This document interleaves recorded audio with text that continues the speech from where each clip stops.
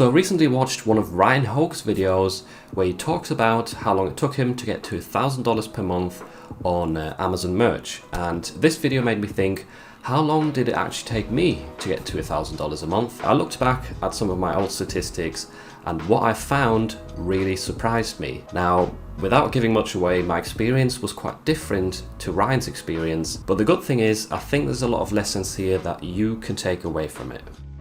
So here we are on Merch by Amazon, and if you think, why does this look so weird? It is the Analytics tab within the Productor Chrome extension, which if you've never heard of it, definitely get it. It's totally free and you get some really cool statistics features as well as time-saving features as well. So a must-have if you're a Merch by Amazon seller. Before I look further into these statistics, I just quickly wanted to mention that usually I don't talk about my income on this channel, and I know it can be a good thing in some ways. I'm not like talking down any YouTubers that do share their income. I know it can build trust, but the reason that I don't want to share my income is because I don't want people who are just beginning with print on demand, for example, to look at my income and then compare their own sales, their own royalties, and feel demotivated, because oftentimes when we're comparing ourselves, we compare ourselves to people who are a few years ahead of us. It just leads to, most of the time or a lot of times, to you being really miserable and demotivated, and that someone else is doing better than you, and that's not my intention with these videos. I think the only person you should be comparing yourself to is yourself. I am obviously sharing income right here, but I think the lessons I'm going to give you with this video will really be motivating instead of demotivating. So just wanted to get that off my chest. But yeah, let's get started with looking at these statistics. So as you can see right here, May 2019 was my first month on Merch by Amazon. I had already sold a few products on Redbubble. That was my introduction to print on demand. But May 2019, when I started with merch, and the first couple of months, nothing that much happened in terms of royalties, very, very low. But if you add these up, they actually come to 26 sales, which is enough to get out of tier 25 and be tiered up to tier 100. So that was just my strategy at that point. All I was doing was designing t-shirts for friends and family, and they would either buy them at like a really, really low price, or I would buy them myself and gift them to my family, to my friends. So that was a quick way for me to sort of escape the lower tiers without having to make organic sales in a sense.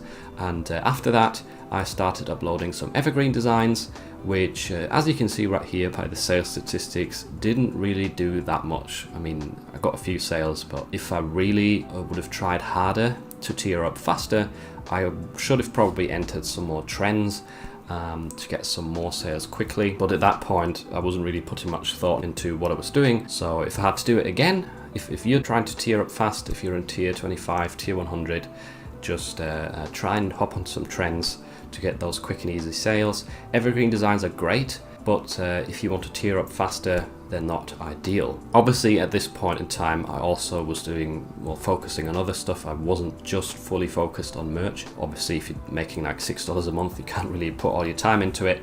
I was doing video editing work and graphic design work at the same time. But if I scroll up further right here, we can take a peek at my first Q4. Saw a bit of a spike in sales. So November, my first month with $100, and then December went all the way up to 533, which was really surprising to me. Up to this point, obviously I hadn't seen much evidence that I was going to be able to make a lot of sales on merch, but this December month really, really motivated me and made me think that I can possibly reach a higher tier and get more regular sales. However, that motivation wouldn't last very long, because if I once again zoom out to the next bit, you can see that the sales dropped very much in January and the start of the year, which is very common for print on demand, that after Christmas, January is one of the slowest months of the year, and that can be very demotivating and depressing. And at this point I was really putting in a lot of time uploading new designs, creating new designs, but I wasn't really seeing, in my opinion, the results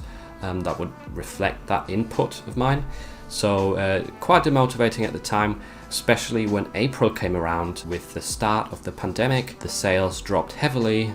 Amazon shut down, or Merch by Amazon shut down in the US, and generally people just weren't buying stuff. So at that point, my sales dropped to $57 in that month, which at the time would have been very demotivating. But what I should have really done, and this is a tip for you, is I should have compared myself instead of to other people who are doing print on demand on YouTube, or instead of comparing myself to the month before, I should have looked back to the year before, because in 2019, in April, I hadn't even started selling on Merch yet. That is really what you should be doing. You should see if there's been progress since the last year, and typically you will see a lot more progress this way instead of just looking at yourself a week ago or a month ago.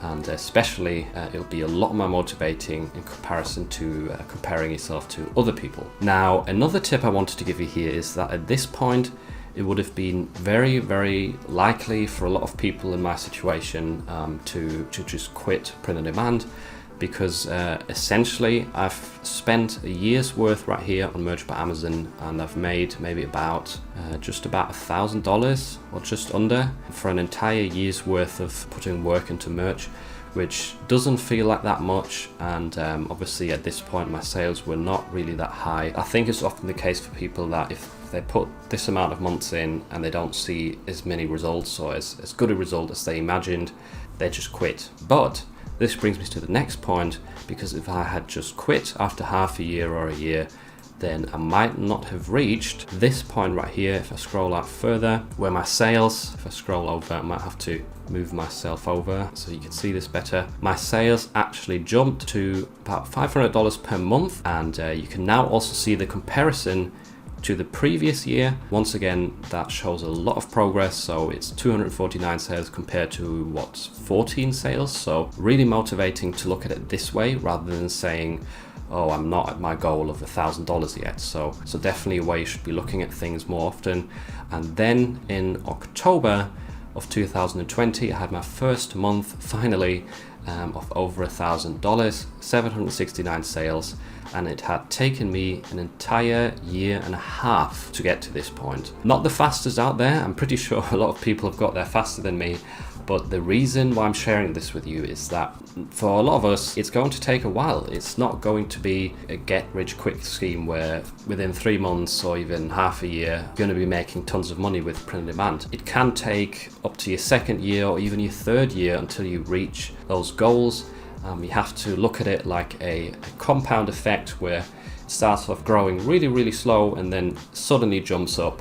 But if you stop putting in work too early during that first year, then you might never experience that essential growth towards the end of the curve. And after this point, I never went below $1,000 again. Putting in these first 1.5 years worth of work and just sticking through it, just keeping patient, really helped me to reach that goal. I hope that motivates you, even if you're starting out, even if you've been doing it for a year.